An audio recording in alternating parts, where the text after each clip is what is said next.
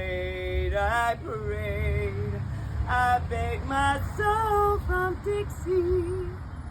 I parade, I parade. I parade my soul from Dixie. In Dixieland, where my child was born in, dead early one frosty morning. Look away, look away, look away from Dixieland. My people died for Dixie. A shame, a shame.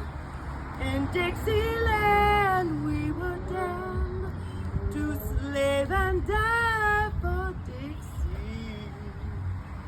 I parade, I parade. I beg my soul from Dixie. I parade, I parade. I parade, I parade. I parade, I parade. I parade, I parade. Look away, look away, look away from Dixieland.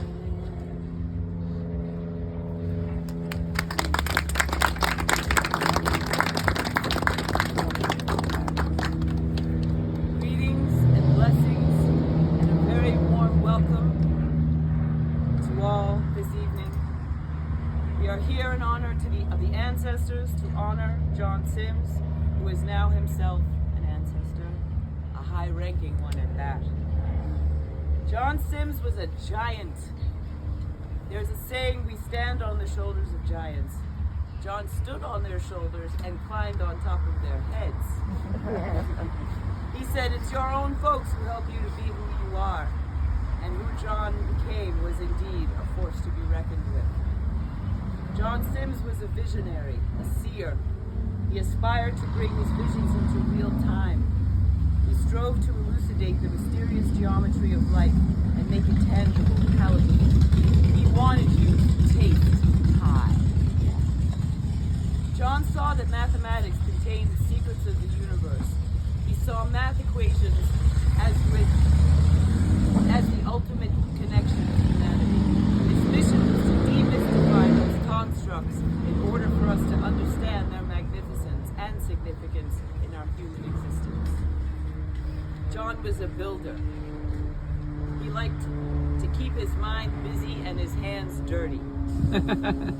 Another black giant, Benjamin Banneker, built the first working wooden clock in America. John wanted to turn New York City into a clock.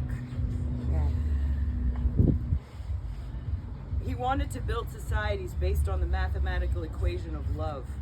John used his understanding of the secrets of the mathematical universe to create and recreate symbols of freedom and higher thinking that could ultimately possibly connect societies, to demystify the intangible, to deconstruct differences that separate in order to unify us.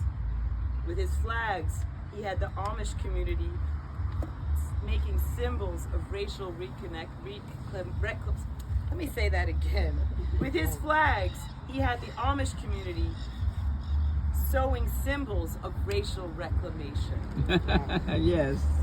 The driving force behind John's love of math was how to connect it with art, people, and activism. Love is a verb. Love is an action.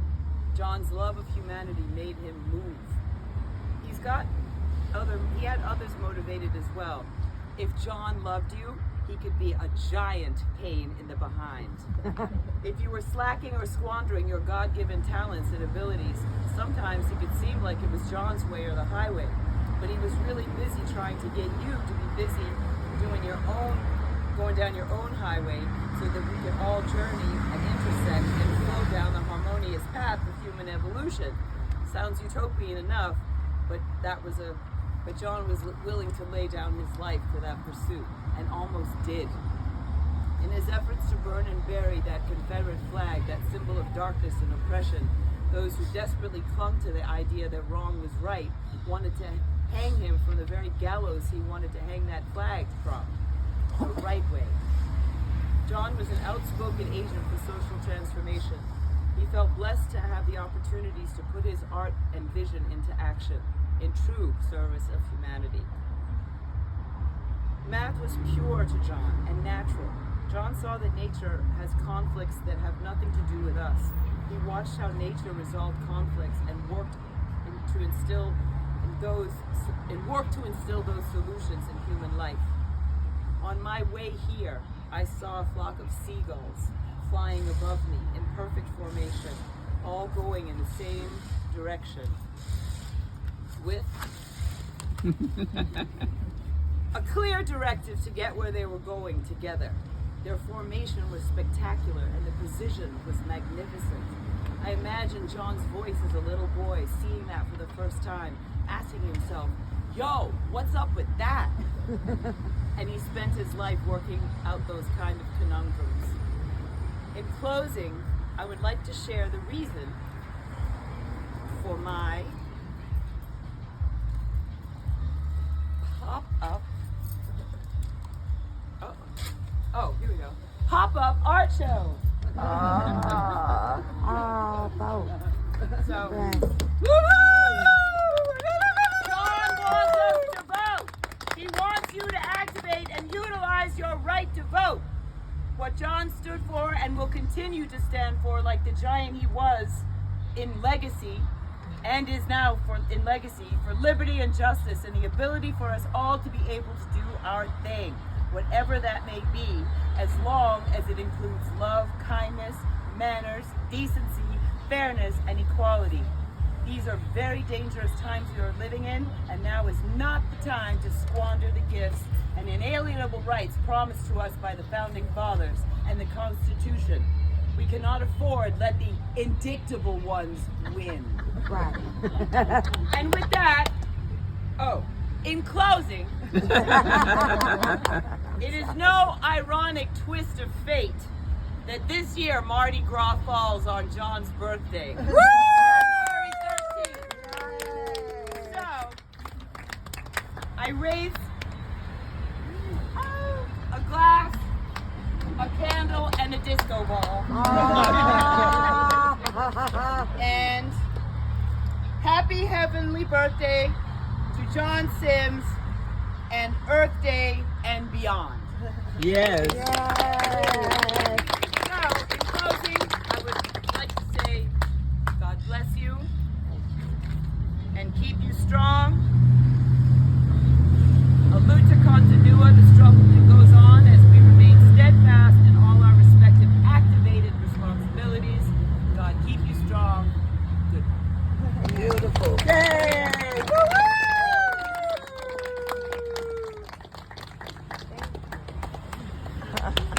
That's good. Yeah, I like to read that. Yeah, I said I like to read what she just wrote. You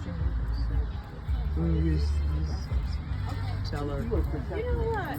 Do we know who's jamming back? I wonder if they could turn it down. That's what I'll do it.